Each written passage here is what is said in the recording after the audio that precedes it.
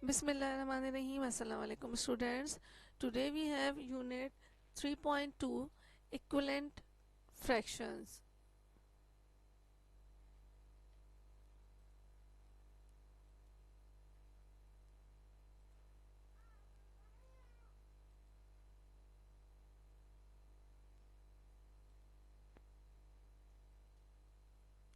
Okay, first we have an activity. हमारे पास एक activity है that first we take a piece of rectangular paper and fold it into two equal parts and shade one part.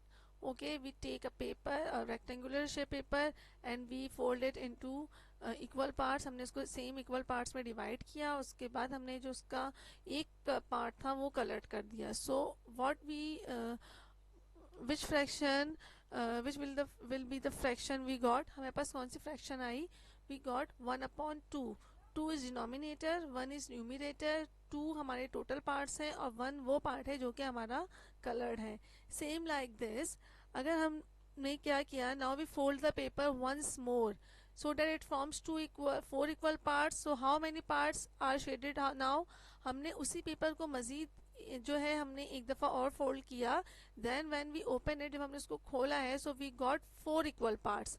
2 parts are colored and 2 parts are without colored. So what will this fraction be? अब इसकी fraction हमारे पास क्या बनेगी? So we got fraction 2/4. We got a fraction of 2/4. 2 parts are colored and 4 parts are total parts. Same like this, we fold this rectangular shape paper in more and then we got 8 equal parts. हमने इस rectangular paper को मजीद एक दफ़ा और fold किया तो हमारे जो हमारे पास टोटल कितने पार्ट्स आ गए? We got 4 equal parts. Okay, so 4 are coloured. We got 8 equal parts and we got 4 colored parts and 4 without colored parts. So what will this fraction be? So the fraction B is 4/8. 8 denominator, 4 numerator, 8 are equal parts and 4 parts are colored. Same like this. Now what we observe this? We observe that 1/2 is equal to 2/4 is equal to 4/8. So what we will draw them in mathematical pattern. अगर हम इसको mathematical pattern में draw करना चाहेंगे तो हम इसको किस तरह करेंगे? Same like this. If we draw 1/2, अगर हम 1/2 में ड्रॉ करना चाहेंगे तो we draw circle, divide it into 2 equal parts, coloured in 1 part, so we got 1/2 fraction.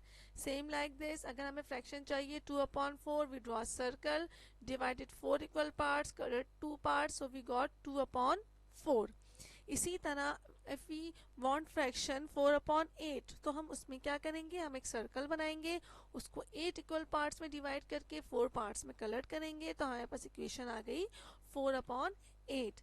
सो ये तमाम फ्रैक्शंस क्या कहलाती हैं? These are equivalent fractions. All these are equivalent fraction.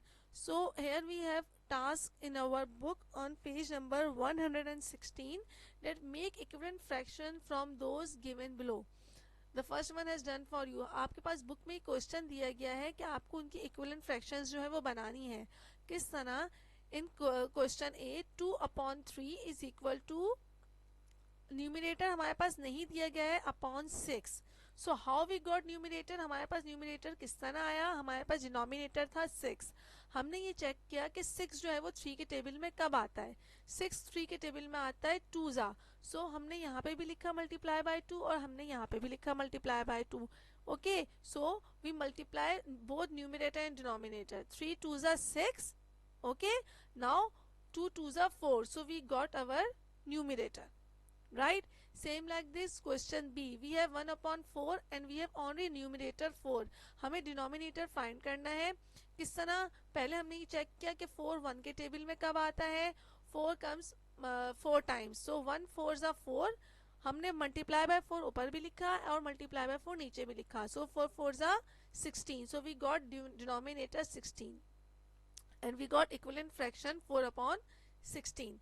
Same like this, here we have question C 3/7 and we have only numerator 9. हमारे पास denominator नहीं दिया गया है. So how we equivalent the fraction? First of all we check when 9 comes in table of 3, so 3 3s are 9, 3 के table में 9 आता है multiply by 3, तो हमने ऊपर भी मल्टीप्लाई बाय 3 लिखा और नीचे भी मल्टीप्लाई बाय 3 लिखा, सो 3 3s are 9, then we multiply 7 multiply by 3, so 7 3s are 21, so we got equivalent fraction 9 upon 21. Same like this we have some other questions in our exercise, that we have a question upon 2 is equal to 5 upon 10. यहाँ पे हमें numerator नहीं दिया गया है, so how we got numerator, हम ये check करेंगे कि 2 के टेबल में 10 कब आता है, multiply by 5, so we write here multiply by 5 and we also write here multiply by 5, 2 5s are 10, ये हमारा सॉल्व हो गया हमारा डिनोमिनेटर। अब हम आएंगे न्यूमिनेटर पे, 5 के टेबल में 5 कब आता है, 5 के टेबल में 5 आता है 1 जा, सो हमने यहाँ पे लिख दिया 1, सो 1 5s are 5, 2 5s are 10, so we got equivalent fraction. Same like this we have another question, 1 upon 10 is equal to 2 upon unknown number, हमारे पास डिनोमिनेटर नहीं दिया गया है। सबसे पहले हम ये चेक करेंगे कि 1 के टेबल में 2 कब आता है, 1 के टेबल में 2 आता है 2 जा, तो हमने ऊपर भी मल्टीप्लाई बाय 2 किया और नीचे भी मल्टीप्लाई बाय 2 किया, सो 1 2s are 2 and 10 2s are 20. Okay, now same like this, 1 2s are 2 and 10 2s are 20, we got equivalent fraction.